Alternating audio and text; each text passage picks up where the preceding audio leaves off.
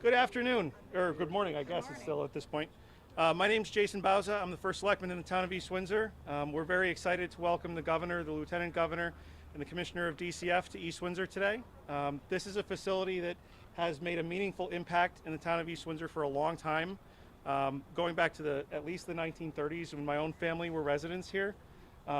So to have this highlighted as a success in terms of the work that the state has done is really an opportunity that we are looking forward to seize on. And I'd like to introduce Lieutenant Governor Susan Bysiewicz so she can say a couple of words, and then there will be others to follow. Thank you, Governor.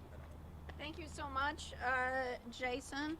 And we're so happy to be here to highlight the great work that's going on at Dr. Albert Solnit Children's Center here in East Windsor.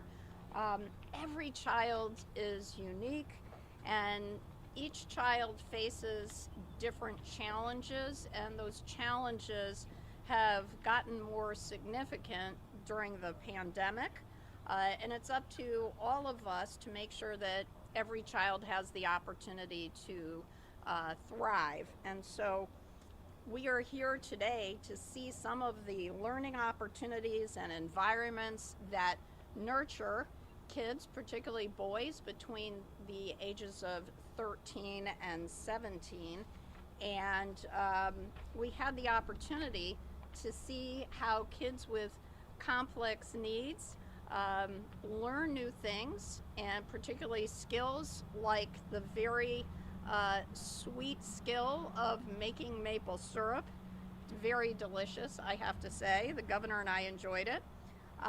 And we had the opportunity to learn about the Young Chefs program, which is just one of the many things kids can learn while they're here.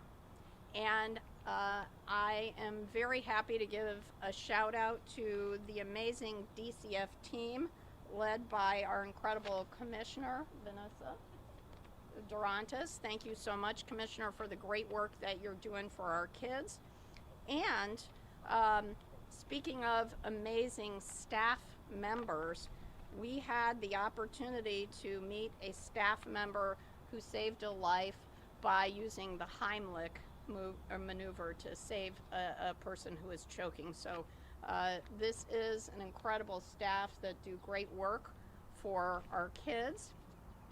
And with that, it is my pleasure to introduce the leader of this facility, who's been here and has led. His name is Dr. Brett Rayford. Dr. Rayford, can you tell us a little bit about what you do? Well, hello. We're a psychiatric residential treatment facility, and as noted, we work with boys ages 13 to 17, and they come with us with a complex background. Many of them have histories of trauma or psychosis or depression or anxiety. And we have a really talented team of people, from milieu staff to psychiatrists to psychologists. And we basically create a holding environment for those young people where we can not only address their psychiatric needs, but we're focused on treating the entire person as well as the entire family. That young person lives inside a family system, so we're working with the family and family therapy. COVID has been a challenge, as you know, but we've developed technology to help us with that. We have individual therapy, family therapy, group therapy, milieu therapy, and we just showcased one of our more focused treatments called sensory immersion for the governor. So the work that we do here is really powerful, thanks to our dedicated staff. We look forward to COVID being over so we can get back to some of the other things we used to do. In addition to the treatment, we educate these young men, and as well we develop their work ethic. So we have a very intense vocational training program, which was referenced. The one that's coming online next, now that maple syrup is done, is the car detailing business. And so we have several youth businesses where the young men learn to work, they earn money, they put that money into a savings account, and then they learn how to keep a small business running by putting money into the business to buy products for the next items coming through. So it's with great pleasure that we welcome the governor and his team to see how Connecticut creates and maintains some of the best treatment in the area. Thank you. Thank Thank you. you so much, Dr. Rayford. And now it's our pleasure to introduce our terrific leader of our Department of Children and Families, Vannessa Dorantes. Commissioner. Thank you. Thank you so much. And thank you everyone for coming in this beautiful day. Thank you, Governor. Thank you, Lieutenant Governor. Thank you, Senator Anwar. You know, to have the chair of the Children's Committee here see this wonderful facility is an opportunity for us to emphasize the standards of care that we expect for kids in Connecticut. Children's behavioral health is something that we have to pay close attention to. Outside of the pandemic, we understand that children have unique needs that sometimes can't be met in an adult system. In the pandemic, we know that the social isolation and the separation from friends and their regular routine has left children in a space of needing some additional supports. Here at the Solnit Center North, the boys here have been here throughout the pandemic and understand the need to have those wraparound services to make sure that they are okay. And so in Connecticut, with the governor's support, we are committed to the mental health needs of all Connecticut's children and a standard of care that we can be proud of. I'm so glad the Lieutenant Governor acknowledged our staff who just jumped into action when one of our kids here was choking on something. So, you know, understanding that they're trained to be able to meet the special, unique needs of children is a way for us to continue to amplify why it's important to tune in to kids differently. So thank you all for coming here today. Commissioner, thank you so much. And now it's my pleasure to introduce the chair of the Children's Committee. And we're also standing in the midst of his district, Senator Anwar. Thank you. Thank you, Lieutenant Governor. It's truly heartwarming to be here this morning to join the Governor, Lieutenant Governor, the Commissioner, and all the staff and everybody to highlight something that is something we should all be proud of. In our state, we are taking care of our vulnerable young boys in this facility in a manner which is something that we should all be proud of, and other parts of the world should see what we are able to do. We have to identify ways of strengthening this and also making sure that the DCF work that is being done on facilities like this actually gets more resources so we can expand it.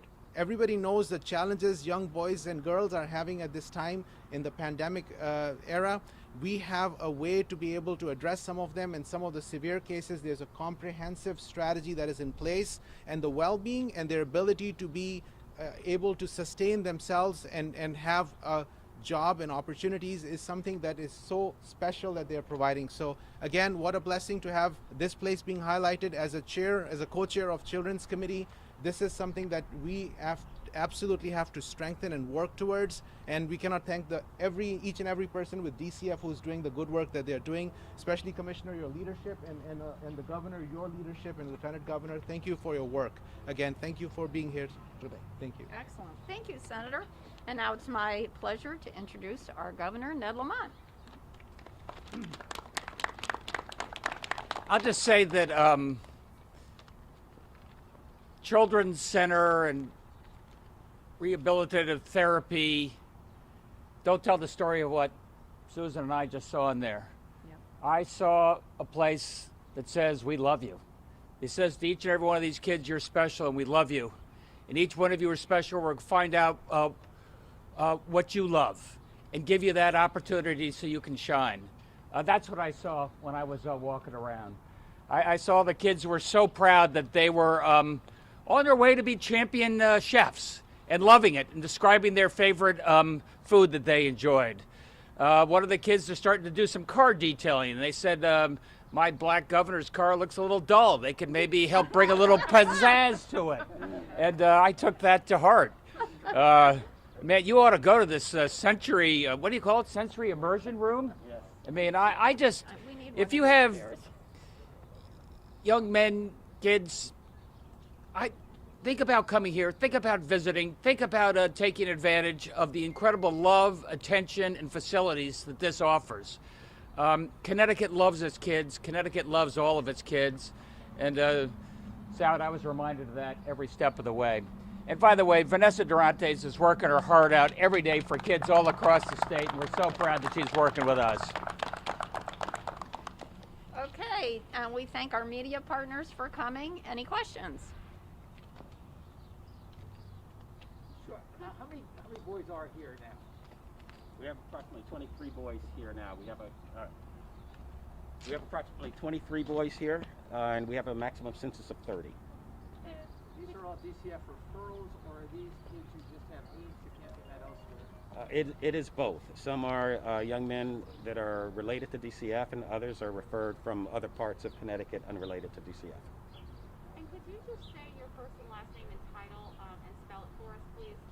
It's Dr. Brett, B-R-E-T-T, Rayford, R-A-Y-F-O-R-D, Superintendent of Solent North. What kind of dilemmas and delays did COVID-19 cause for the facility? What were you not able to do? What did you have planned? So there are a number of things, because we had to sort of contain the campus with the spread as it spread in the community. And so there were community activities that stopped. For example, we have boys who volunteer at the veterinary hospital. That's not far from here, so we couldn't do that anymore. We have boys who volunteer at the soup kitchen in Windsor, and so we had to pull that back. As the virus really started to take hold, we had to stop family therapy visits to campus. We improvised, and thanks to the support of the commissioner, we were able to go to. That happens every once in a while. We're able to go to a technology through Teams where we can do virtual family therapy sessions. But you know, as you can see, the campus is large. We're able to maximize all the acreage to make sure that the young men are still entertained and getting good treatment. But it did cut us off from the rest of the community. So we're looking forward to getting back out there. Thank you. Governor, I know that we're in East Windsor today, but you recently toured the former Connecticut Juvenile Training School in Middletown. Can you tell me about that? I will. I was there with Vannessa, by the way. We have thousands of kids who are lost and alone down on the Rio Grande border. And Vice President Harris approached me and said, can Connecticut help out? And I said, we're going to try and do what we can. And we took a tour of the juvenile training facility and thinking about ways that we can get back to the White House and see if we can find a way that we can take care of these kids in a humane, caring way and also in a secure way. And that was one of the facilities we thought about. So are they waiting for, or is the White House waiting for your response? Do you know the answer to that? Yeah, they've asked several jurisdictions across the country to be able to help alleviate some of the pressures in the emergency shelters at the southern border. And so I've continued to maintain contact with my colleagues and peers in other jurisdictions to see what it is that the ask is. So there hasn't been an official ask other than what the governor is referencing in terms of numbers of kids. We just have a ballpark. And so what we've been doing is trying to scope out places in Connecticut that we may be able to reimagine the best and humane way to be able to help this humanitarian crisis. There was almost a visceral reaction in some quarters just because of the history of the facility and, again, how it was used then. So obviously a building is a building and you can use it in many ways, but would you address that? I'm so glad you asked me that because it's not almost a visceral reaction, it is. You know, so when the governor and I went there, it was because I wanted to have an opportunity to reimagine that space something differently than it was in the past. We understand that the things that happen there do not comport with the standards of care that we have today for Connecticut. And as we think about the broader impact of what this humanitarian crisis has brought kind of upon our border, we have to think about things differently. We can either live in the ghosts of the past or really lift up the potential for Connecticut's future. And I think what you heard is a governor that's committed to making sure that that can happen. So by virtue of the fact that he tapped me as the Commissioner of Children and Families to not only lead this department, but to lead and consider these efforts, I think he's in the right direction of really understanding the needs of kids. Do you have a feel for how many children could be accommodated there? So we're looking at just the square footage, what things could be reimagined there. It's very important for us to have medical care space, mental health care space, much like you see here, outdoor recreation space, indoor recreation space. So if you just took square footage, probably more. Up to the standards of care in Connecticut, probably less, because we want to make sure that we don't sacrifice recreation space just for kind of cot space. What other locations are you looking at besides the Middletown facility? Are you looking at, what other places? Other group homes, what are the other things? So yeah, some of the other jurisdictions across the country are responding with vacant group home space, but for us it's important to make sure there is a secure, safe environment that those kids can be wrapped in the care that they will be needed. They've experienced some really traumatic experiences coming from places in which they've been seeking asylum from. The emergency shelters at the border, we've seen, pictures of, although they are in great shape, there's still lots of kids there with foil blankets, and that's not what we think is the best way. We have to help them kind of alleviate some of that pressure. So we're trying to figure out what's the best way to do that. I'm not necessarily sure that I'm confident spreading kids out across the state gives us the kind of wraparound care we think they need. Can you do trauma care? Can this building be reimagined? DCF can, and they've demonstrated that here. A building doesn't care for kids, people do. When, Governor, do you expect to have an answer to the White House's inquiry? I think we're going to make a recommendation or two over the course of the next few days. They probably want to come up and take a look, as they're doing in many other states. They've got some preset impressions of what they need as well. Have they given you any indication of a time frame? How long these youth might be expected to be out in Connecticut, and is it possible that they could become permanently? Well, I can tell you the Vice President felt some urgency. And they're talking about, these are kids they're trying to place with families over a period of time. They said it could take 60, 90 days. I don't know, could take a little longer than that. When did that call with the Vice President occur? Oh, when we saw her down in New Haven. Yeah, when she visited. Yeah. Oh, all right, he came up then. Yeah. And Commissioner, you were part of that conversation as well? Not that specific conversation, but I was privileged to be able to meet with the Vice President when she was here to kind of talk about Connecticut's kids and what standards of care we have here. Thanks, everybody. Thank you. I've got a question on the President Biden's executive orders on firearm-related order, ghost guns. We've passed a law in Connecticut that outlaws them. Recently, there's been a mother in Watertown who's been arrested after her boyfriend used such a weapon to commit murder of her children. Have you heard anything from the White House? How will that change anything here in Connecticut? We haven't heard anything from the White House, but I think sometimes Washington's following our lead, Paul, when it comes to safe guns. And the ghost guns is something that we dealt with the legislature, I think, 2 years ago. It was an end around. A lot of guns, a lot of lethal guns, a lot of assault was able to come into this state via online ordering in several different pieces as a workaround. And we're taking care of that in Connecticut, and I hope hopefully Washington will follow our lead on that. And just another question on the subject. The Judiciary Committee yesterday advanced a bill that would kind of overhaul the state's red flag law, the groundbreaking 1990 law that allows weapons and fire and ammunition to be seized when people deemed a danger to themselves and others. Do you support the proposed expansion? I got to look at the details of the bill, but the way you've described it, it makes all the sense in the world to me. I have a little bit on that. Yeah, so Go, Vannessa. one of the things that while we're here, the Children's Behavioral Health Plan got a lot of energy right after the Sandy Hook tragedy. So Connecticut, the governor's right. Connecticut has been right out in front on this particular issue. And so as we look at what the current iteration of a Children's Behavioral Health Plan, we have that always in the back of our minds as we drive forward, because that happened here, right here in Connecticut, and there's no way to separate that from our history. Governor, I have a real quick question about the vaccine. We're at the point where it's Gen Z is essentially the ones that are now getting the vaccine.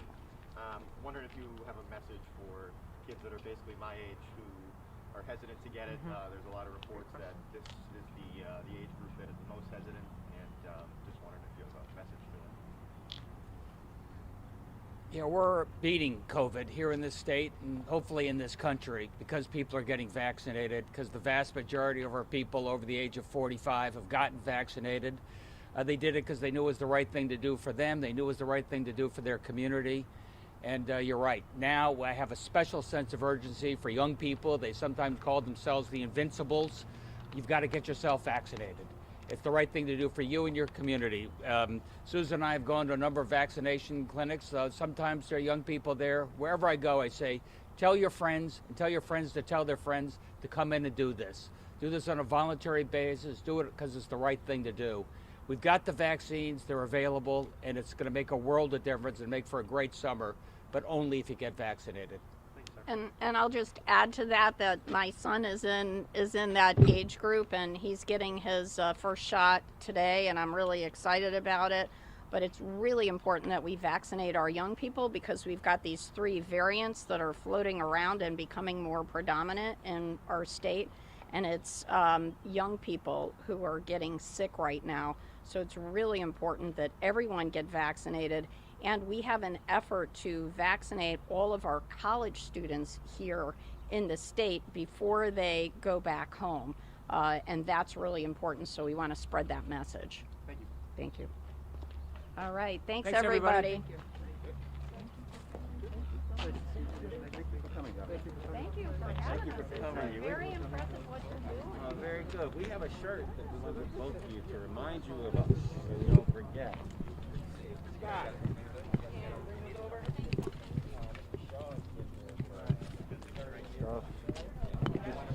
Grab the stick and we'll take off.